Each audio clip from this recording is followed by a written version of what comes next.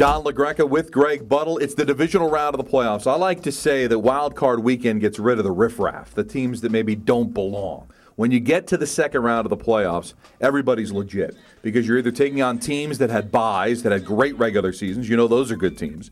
And then you have teams that won playoff games, and you don't win a playoff game unless you're pretty good. So goodbye to New England, that riffraff, Cincinnati. They weren't goodbye. riffraff before they got beat, were they? No, no. Smoked 2 weeks in a row, and now we've got the divisional round of the playoffs, and this is fun. We've got 4 great games, doubleheader on Saturday and Sunday. We'll get to the Jets in just a second, but let's take a look, at the action on Saturday, and let's take a look at the Saints and the Cardinals, 2 teams that can really ring up the points. They ring it up, and they ring them. They ring the points up in the passing game, Don. But this is what these 2 teams can do that a lot of other teams can't. They can run it in the red zone. These are teams that you just don't worry about their passing game. You worry about how well they run it. And you talk about New Orleans with Breeze, and you talk about Arizona with Warner. Well, think about it, folks. Those guys are pieces to a great puzzle that they have there. Can their defenses play better than they did the previous games, especially Arizona?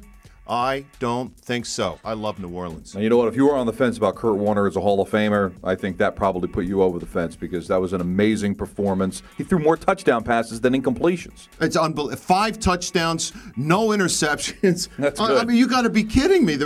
What was he? 195,000 QBR, the guy? Unbelievable. All right, now we go to the other game in the AFC. The Baltimore Ravens, who are feeling pretty good about themselves and kind of built like the Jets. They do it with defense. They've got a young quarterback. They went to the championship game last year, so a little bit more experience. They're taking on an Indianapolis team that really has not played a game with meaning in a month. Right. Now, I love the Ravens. I really do. And, again, the Ravens are like a mirror image of what the Jets are.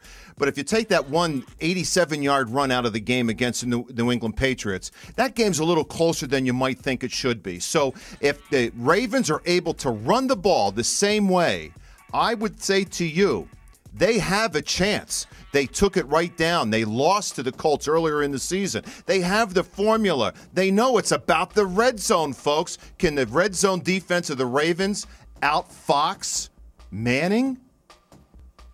I think they might. How's that?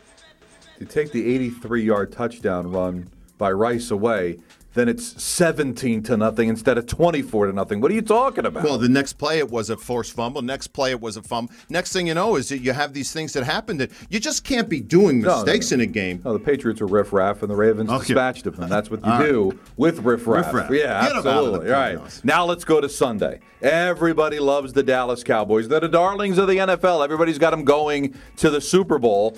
Meanwhile, the Minnesota Vikings, things weren't going well for them. But then they got the medicine they needed in Week 17. Oh. The New York Giants coming to town, and they whipped on the Giants, speaking of riffraff, 44-7. So did the Vikings really get well just because of that game against a team that couldn't wait to hit the golf course? Geez, that's a funny thing. I think they got well because they got their brains ready. They were able to get physically ready. They were able to take a rest. They were able to do things, Don, that teams that are trying to get buys get to do. And when you talk about a good football team, Minnesota does it all. They can throw it far. They can catch it, bury it. They have a tight end that no one heard of when he was with the Giants, Yanko. They've got a defense that can play. This is a good football team, and I think that the Dallas Cowboys find out how good the Minnesota Vikings are in a dome. Pressure on the quarterback, especially Ware getting to Favre. If Ware gets to Favre, it could be a long day for Minnesota. Doesn't touch Favre.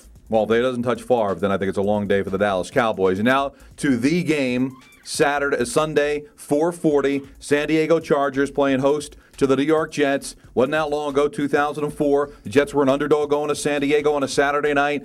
Jets win in overtime. We were on the air till 4 o'clock in the morning. They also had a game earlier, a few years before that. I think it was 2002. Jets were dead. Herman Edwards is going to lose his job. They go to San Diego, and they blitzkrieg the Chargers. So they've had some moments in recent years in San Diego. And can Norv Turner, who I don't think is the greatest coach in the world, get his team up 11 straight wins, but also haven't played meaningful football in a while, going up against this great Jet defense? Well, you see, Don, you said it the best right at the end. This Jets great defense. Throw history out the window, folks. This is a new year. It's a new play.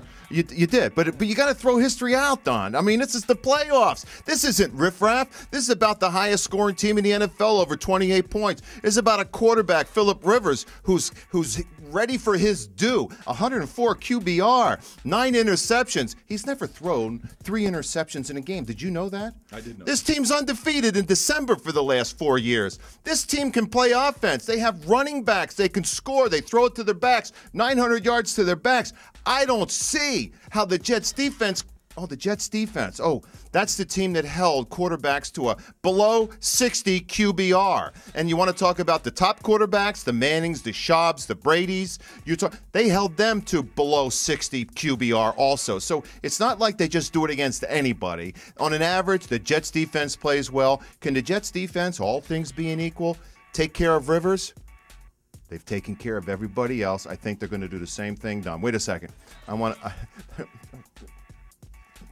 It's the Kool-Aid. It's called the defensive Kool-Aid, Don. You know what happens after you drink Kool-Aid, though? I don't know. Oh, that's funny. No, we don't want to go down that road. But this is the best weekend of football. If you're a football fan, I mean, this is really it. Because then you get to the championship weekend, it's only 2 games, and then you got the Super Bowl, and nobody cares about the Pro Bowl. So there's 4 games. This is the best weekend for an NFL football fan. You got 4 games. If you get 2 classics, you're thrilled. And you're going to get at least 2 classics, because I really believe it. The Baltimore Ravens, 17-15 losers to the Colts. The Baltimore Ravens, 23-20 losers or 20-17 losers to the Chargers. The Jets beat the Colts, but they were losing 15-10 at half. This is about teams that can do it. The question will be, both of the quarterbacks against those teams, particularly, and I'm telling you, it's about Mark Sanchez and what he does with the football. Next week, it's championship weekend. We'll be here. Will the Jets? Riff raff.